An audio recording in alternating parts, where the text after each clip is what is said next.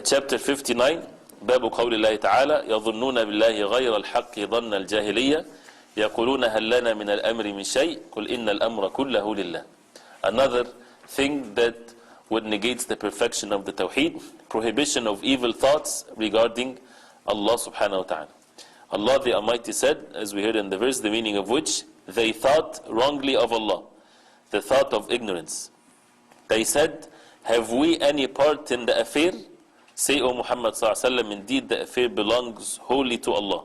They hide within themselves what they dare not to reveal to you, saying, if we had anything to do with the affair, none of us would have been killed here.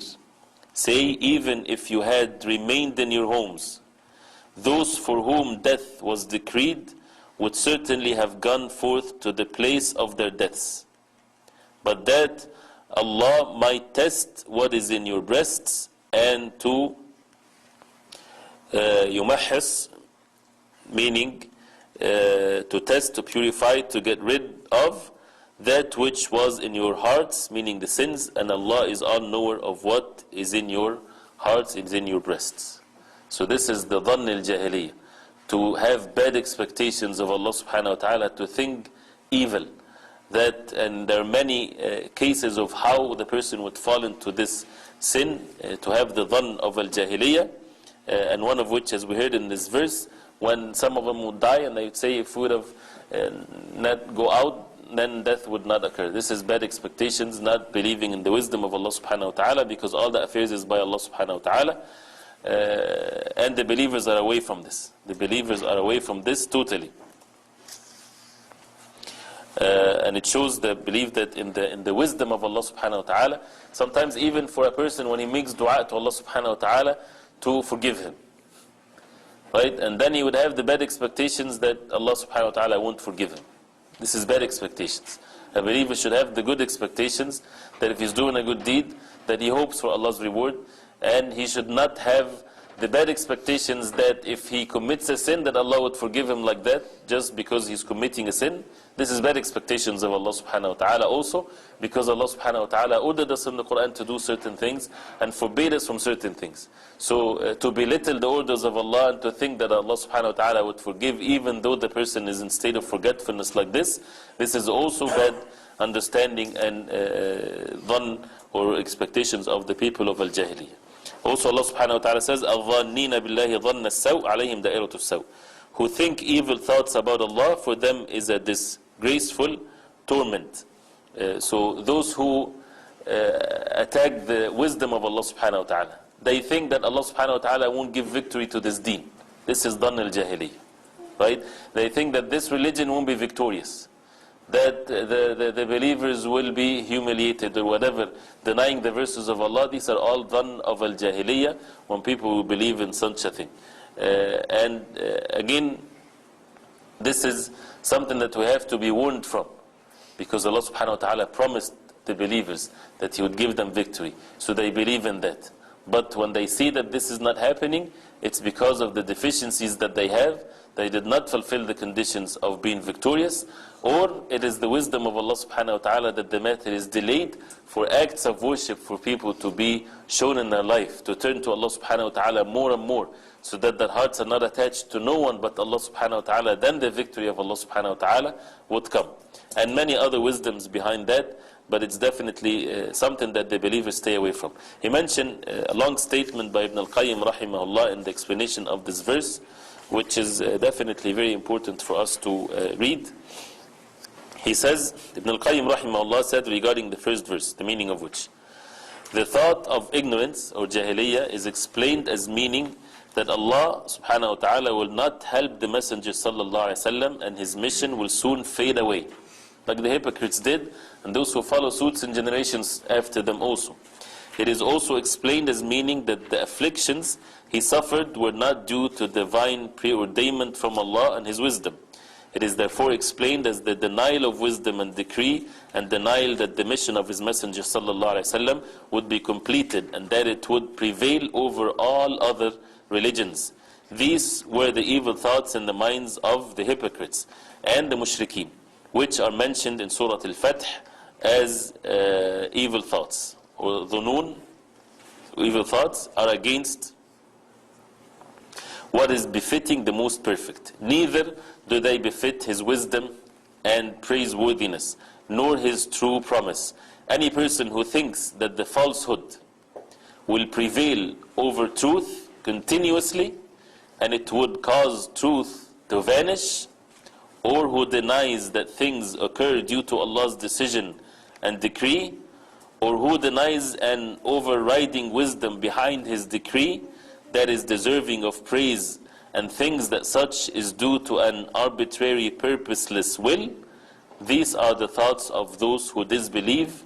Woe to those who disbelieve of the punishment of hell. Right? So these are things for the Muslim to be away from. Those who believe that the truth will vanish, that the disbelievers will have the upper hand forever.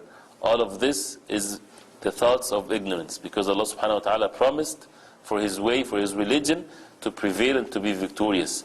Sometimes the disbelief would have their own way because of the weakness of the believers, but it doesn't stay forever, just for a period of time, and then it prevails. It's very simple. Even if you look throughout the history of Islam, since 1400 years ago, how many of that the Muslims were not having the upper hand? It's very minimum compared to the whole history, right? And this is exception to the norm. And the exception to the norm is because of the acts of the people, because of the sins of the people, and this is the sunnah of Allah subhanahu wa ta'ala that never changes, but it's only temporary, till the victory of Allah subhanahu wa ta'ala comes, as Allah subhanahu wa ta'ala promised. And then he said, most people, and of course the words of Ibn al-Qayyim in the original writing is definitely totally different than the translation in the effect of it, but it's very important to get these meanings. Most people think the worst of Allah with regards to what affects them in particular and what He does with others. Most of the people, he says, they think the worst. If something bad happens to them, they think the worst. No one is safe from that except who truly knows Allah and His names and attributes and the necessity of His wisdom and praise. Let the intelligent recipient of good advice look closely at himself in this matter, and let him repent to Allah and beg His forgiveness for having harbored the worst thought about his Lord. If you were to look closely at such individuals, you would see in him distress and annoyance with what Allah has decreed, blaming and finding fault in it, and thinking it should rather be such and such. Person thinking that it should have been like this and that definitely this is a crime for a person to think such a way. In this thought, some are up to lesser extent than others up to greater. Examine yourself. Are you free from such thoughts? If you are saved from it, you have been saved from a great calamity. But if not, I cannot regard you as saved. Right? So this is definitely what negates the perfection of the Tawhid.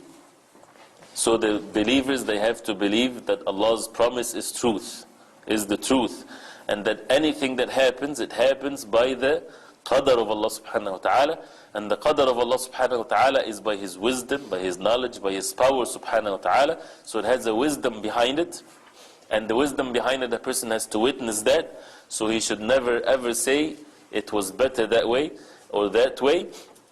Also with regarding to the orders of Allah, some people, they even have these evil thoughts. If what if this order was halal, right, it would make my life so easy. Right? People, they don't have to say that with their mouths, but they say that with their actions, or even with their whispers in their hearts. Right? If riba was halal, life would be made so easy for us. We can buy whatever we want and do this and that.